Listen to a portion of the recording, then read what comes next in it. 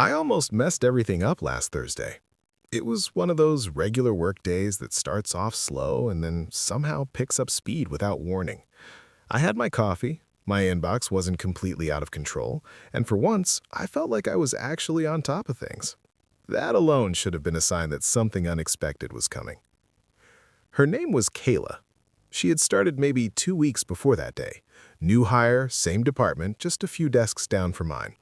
At first, it was just casual small talk. Hey, how's it going? Or, do you know where they keep the extra files? Nothing special. But then, little by little, it turned into longer conversations. You know how it goes. You start noticing the small things. The way she laughed a little too hard at your jokes. The way she'd swing by your desk even when she didn't really need anything. The way your conversations started drifting away from work and into real life. By that Thursday, it felt like we were definitely on the same page. We had that kind of energy, like something was about to happen. Not in some dramatic movie way, just real, comfortable, easy. The kind of vibe where you don't have to force anything. Around lunch, we ended up sitting together in the break room. Nobody else was there. We were talking about random stuff, music, weekend plans, dumb stories from past jobs. At one point, she looked at me and smiled in a way that made it very clear this wasn't just friendly anymore. That's when my brain kicked in. Not loudly, not dramatically, just a quiet little voice going, "Hey, you might want to think about this." Because yeah, I was into her, no doubt about that. But at the same time, I really liked my job.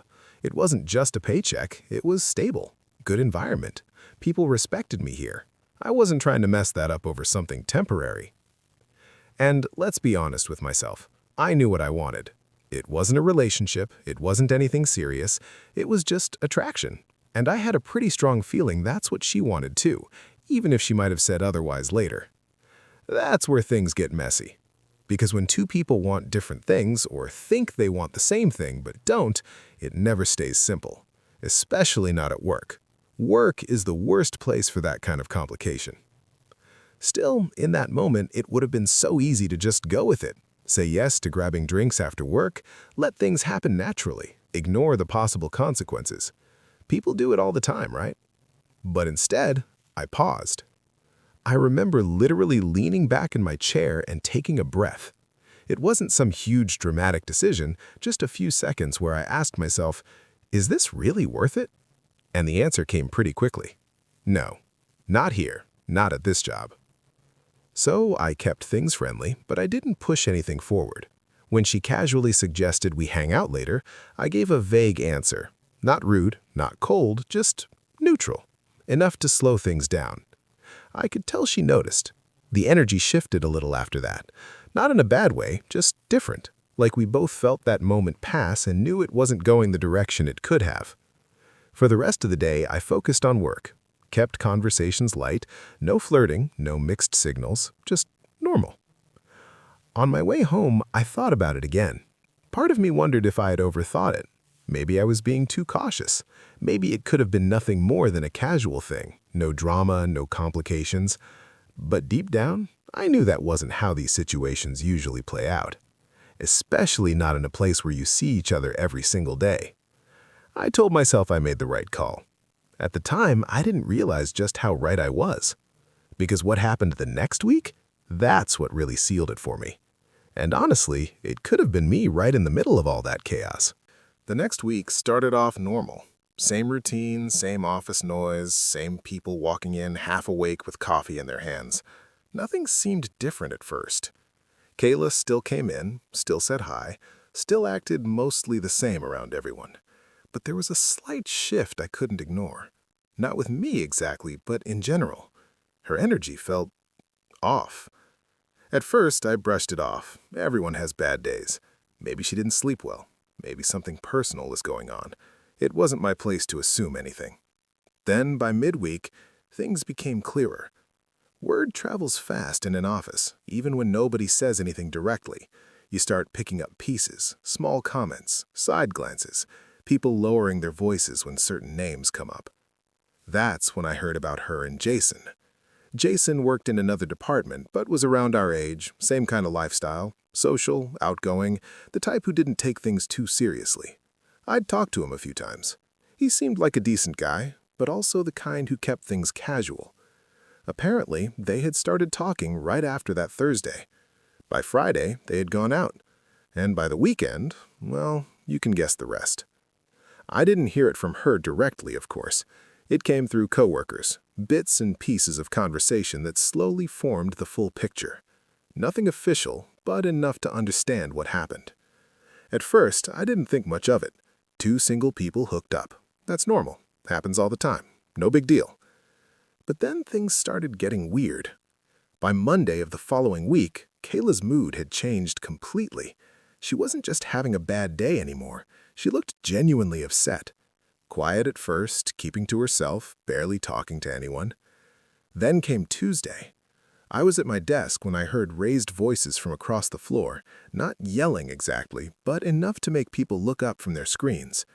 Kayla was talking to one of her friends at work, and it sounded intense. I tried not to listen, but in an office, that's almost impossible. Snippets of conversation floated over. He said he liked me. I thought it meant something. Now he won't even text back. That's when it clicked. Jason had done exactly what I thought he would. He kept it casual. She didn't. And now everything was spilling into the workplace. By Wednesday, it got worse. Kayla came in late, eyes red like she hadn't slept. She tried to act normal, but it wasn't working. People noticed. You could feel the tension in the room. At one point, she stepped out to take a call, or maybe make one, and when she came back, she looked like she had been crying. That's when the whispers really started. Nobody likes drama at work, but everyone notices it. And once it starts affecting the environment, it becomes impossible to ignore. Jason, on the other hand, was doing the exact opposite. He acted like nothing happened. Same attitude, same routine, same casual conversations with everyone. If anything, he seemed more distant. But not in a way that made him look guilty, just uninterested. Which, honestly, probably made it worse for her. By Thursday, things reached a breaking point. I was in the middle of working on something when I heard a louder commotion near the front area. This time, it wasn't just raised voices, it was clear frustration. Kayla was upset, not yelling, but emotional enough that people had stopped pretending not to notice. A manager stepped in and pulled her aside. The entire office went quiet in that uncomfortable way where everyone is pretending to work but actually paying attention. I didn't hear everything, but I didn't need to. It had gone too far. By the end of the day, it was official. HR was involved. That's when it really hit me. I sat back in my chair, staring at my screen, not even processing what I was supposed to be working on. Because just a week earlier, that could have been me. Same situation. Same outcome, just with my name instead of Jason's. Or worse, because I actually work in the same department as her. I see her every single day, sit just a few desks away. If things had gone the same way, and let's be honest, they probably would have, it wouldn't just be awkward, it would be a full-blown mess. My work environment? Ruined. My reputation? Questioned. My peace of mind? Gone. All for what? A moment. A temporary situation that wasn't going anywhere real. That's when I realized something important. Sometimes the opportunity you walk away from is actually the problem you avoided. And watching everything unfold right in front of me, I couldn't help but feel one thing more than anything else. Relief. Because for once, I didn't follow impulse. I made a smart choice. And now I was watching the alternative play out in real time. By Friday, the whole office felt different. Not completely broken or anything dramatic like that, but definitely off. You could feel it in the way people talked a little quieter, the way conversations stopped when certain people walked by, the way everyone suddenly became extra professional. HR being involved will do that. Kayla didn't come in that morning. Nobody said it out loud, but everyone noticed. Her desk sat there untouched, chair pushed in, computer off. It felt strange after seeing her there every day just a week ago, laughing, joking, full of energy. Now it was just empty. Jason showed up like usual. Same time, same routine, coffee in hand, quick nods to people as he walked in. But even he couldn't completely escape it. You could tell people were looking at him differently now. Not accusing him exactly, just aware. That's the thing about workplace situations like this. Even if nobody technically did anything wrong, once emotions spill into the office, it becomes everyone's problem. I kept my head down most of the day, focusing on my work.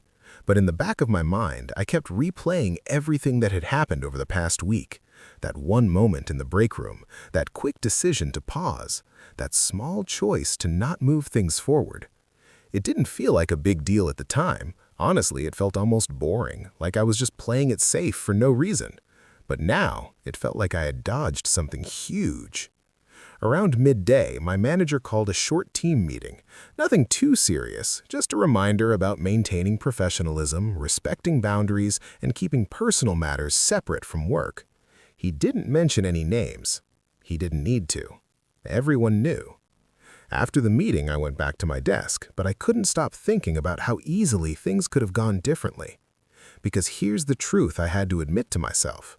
If Kayla had chosen me instead of Jason, or if I had leaned into that moment instead of pulling back, I would have been right in the middle of all this. And knowing myself, it probably would have played out the same way. I wasn't looking for a relationship. She clearly was, or at least hoped for one. That mismatch, it always leads to problems. And when those problems happen at work, there's no escape.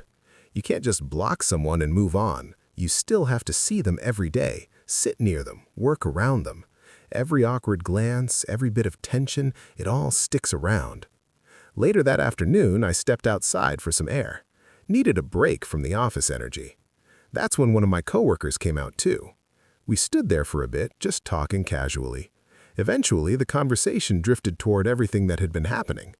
He shook his head and said, "Man, workplace stuff like that never ends well." I just nodded. Didn't say much. Because I wasn't just agreeing with him, I was thinking about how close I came to learning that lesson the hard way. When I got back inside, I noticed something small but important. Peace. My desk was calm. My mind was clear. No stress, no drama tied to me, no awkward situations waiting around the corner, just work. And for the first time, I actually appreciated that. That night, driving home, I caught myself smiling. Not in a cocky way, not because something bad happened to someone else, but because I realized I made a decision that protected my future, even if it didn't feel exciting in the moment. A lot of people think being smart means making big, obvious choices. But sometimes it's just about stopping for a few seconds and thinking things through. That's it. No big speech, no deep philosophy, just pause and think. Because impulse is fast. It doesn't care about consequences, it just wants what feels good right now. But your brain, that's the part that sees what comes next. And this time, I actually listened to it. The following Monday, Kayla came back. Quiet, different. Still professional, but not the same person from before. She kept to herself more, didn't engage like she used to. Whatever happened clearly stuck with her. Jason, still the same, but the dynamic between them, and honestly the whole office, had changed. And that change wasn't temporary. You could tell it was one of those things that leaves a mark. As for me, nothing changed. No tension, no awkwardness, no meetings with HR, no whispers behind my back. Just another normal day. And that's when it really hit me. Sometimes the best decision doesn't give you a story to tell. It saves you from becoming the story everyone else is talking about. I listened to my brain instead of my impulses. And honestly, that small choice made all the difference.